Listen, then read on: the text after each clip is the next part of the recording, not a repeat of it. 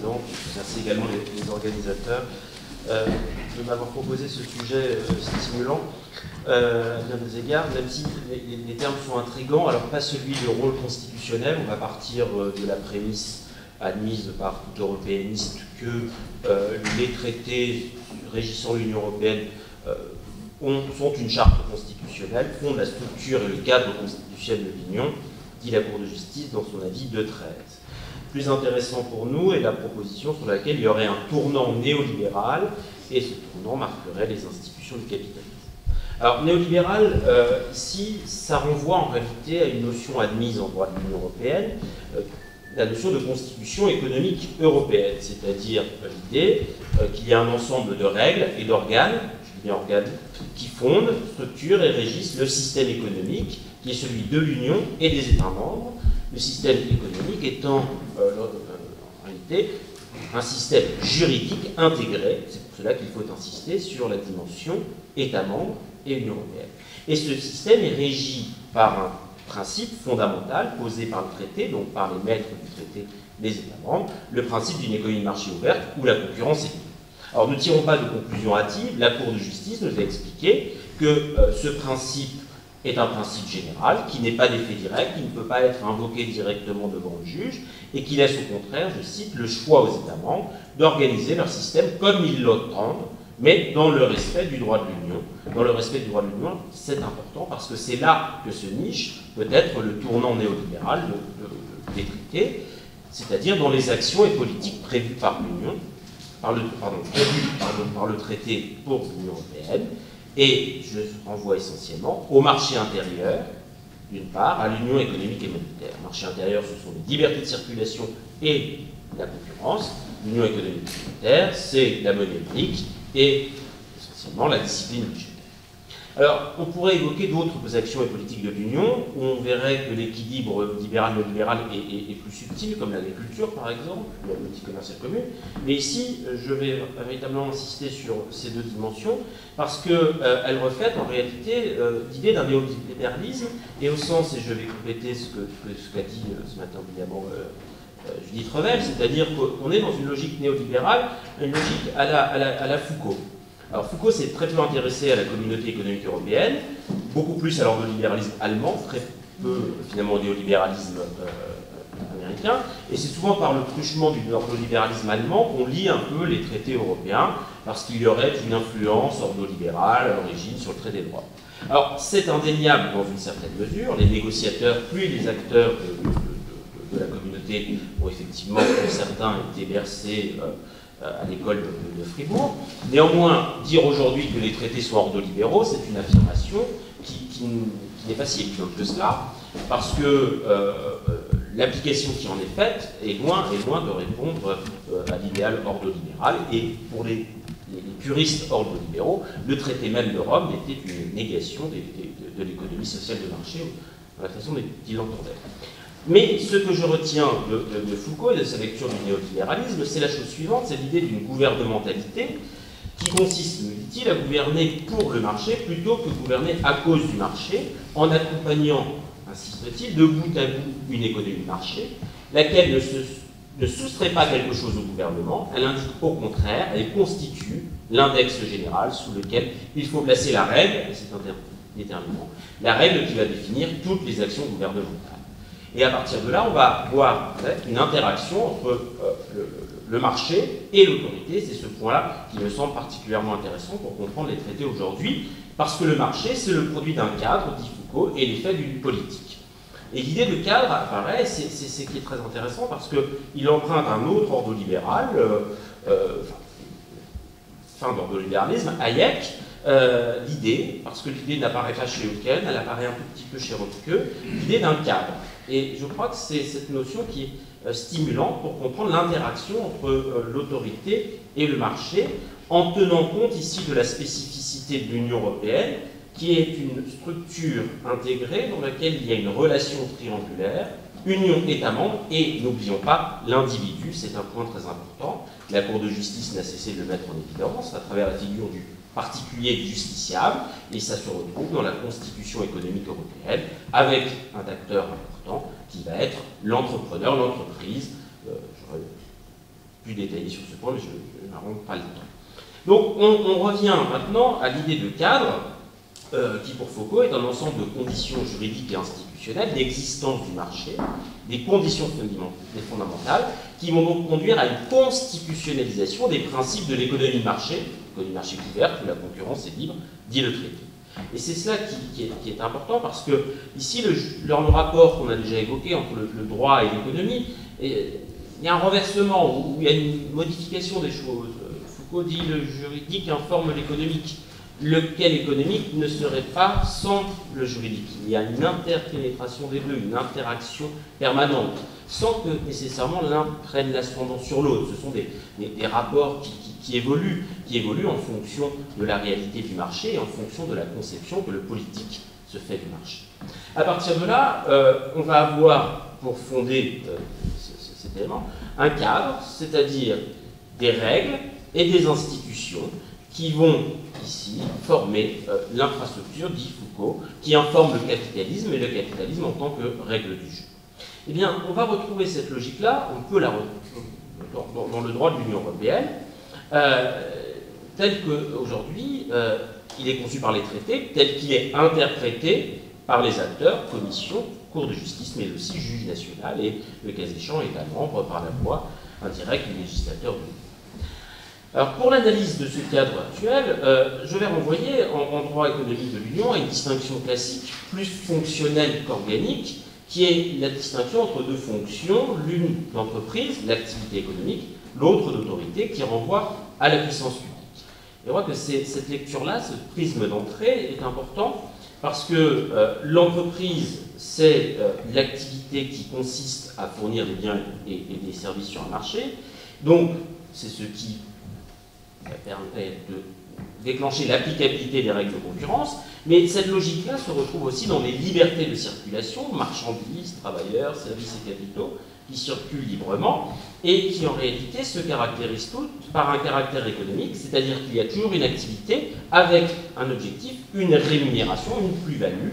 L'objectif qui est en réalité l'idée qu'il y a un entrepreneur, au sens de Gary Becker, au sens du néolibéralisme américain cette fois, auquel se réfère Foucault, un sujet économique actif, un sujet néolibéral qui s'identifie à une entreprise. Et c'est un élément très important parce que ce sujet fait le lien entre l'économique et le social, parce que l'entrepreneur est aussi consommateur, il est aussi peut-être étudiant, il peut être malade, il peut être amoureux, il peut se marier, se divorcer, etc. Il permet d'embrasser ensuite l'ensemble de la dimension sociale, et c'est toute la ruse de la raison du marché intérieur qui s'y joue. Et de l'autre côté, on a l'autorité qui se définit négativement. Ce n'est pas l'entreprise, et l'autorité, c'est la puissance publique, celle qui fixe les règles, et c'est aussi l'activité purement sociale, je n'aurai pas le temps de développer ici, mais qui est toute une dimension de solidarité qui se développe actuellement dans le droit de l'Union européenne.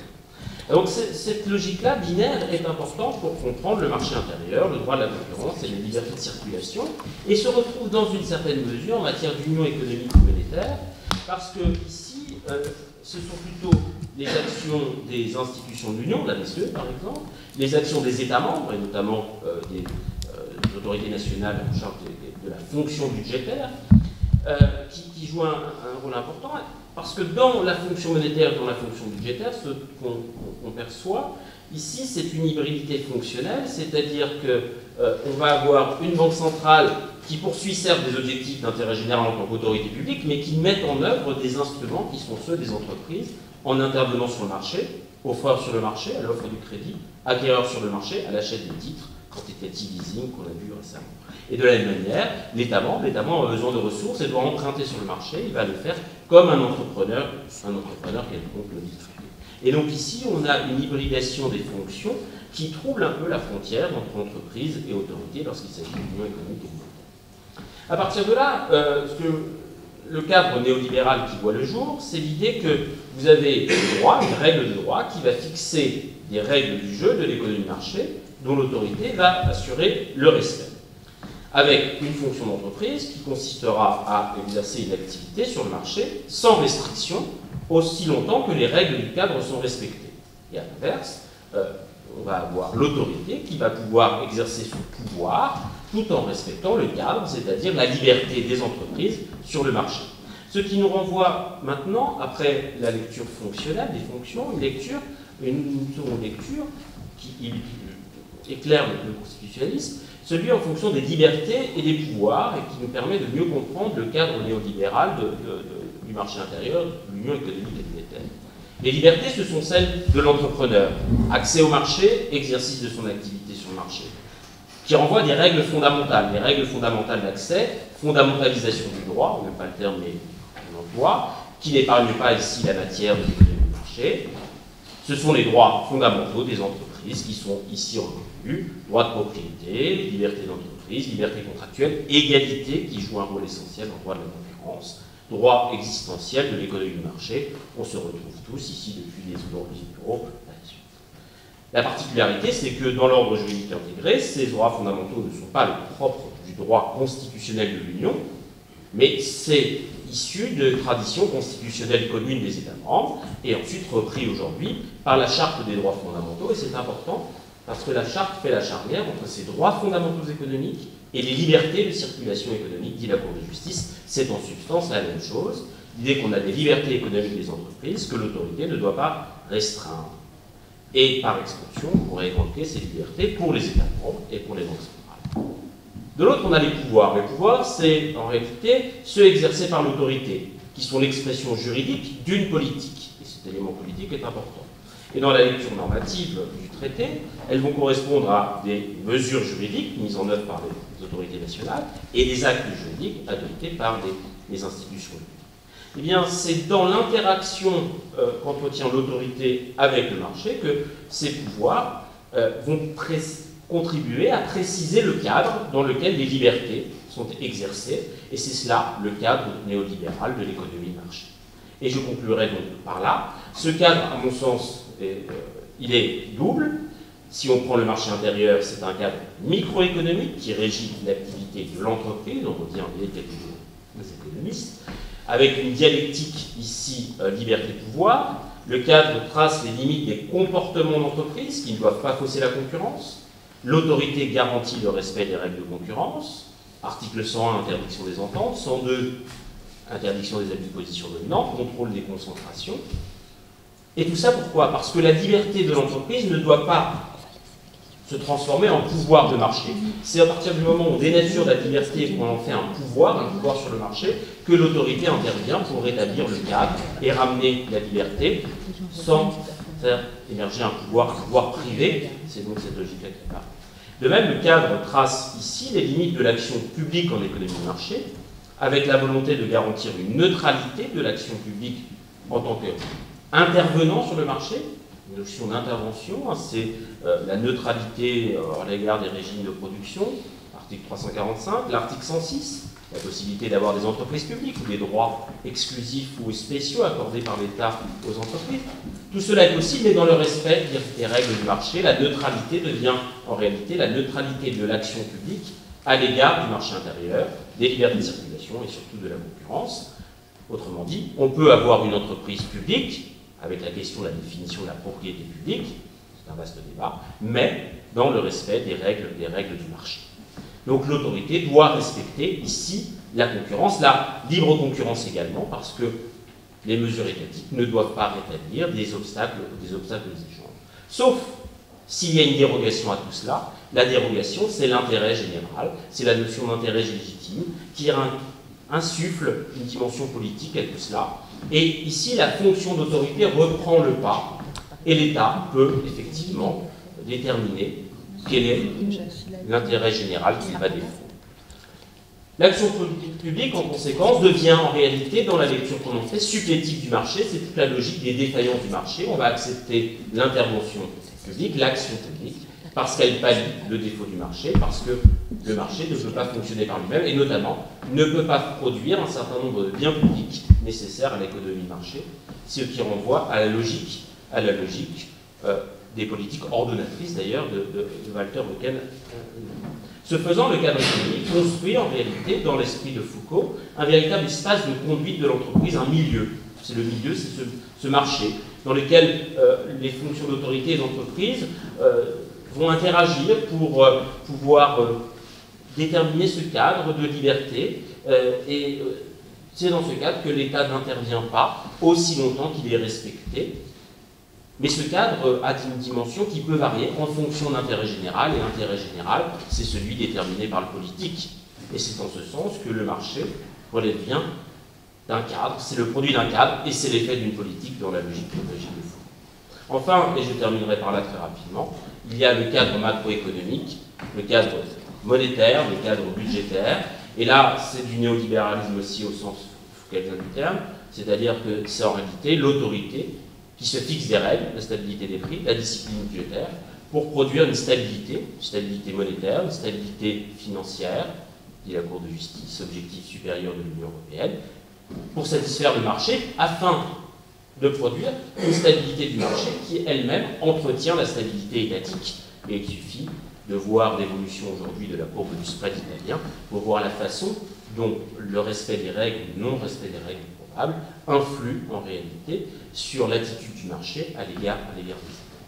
Voilà donc quelques éléments très rapides sur ce cadre néolibéral, avec un prisme choisi du marché intérieur et de l'Union économique et monétaire, mais le pire est en quelque sorte à venir, avec en réalité toute une dimension financière d'économie de marché financière.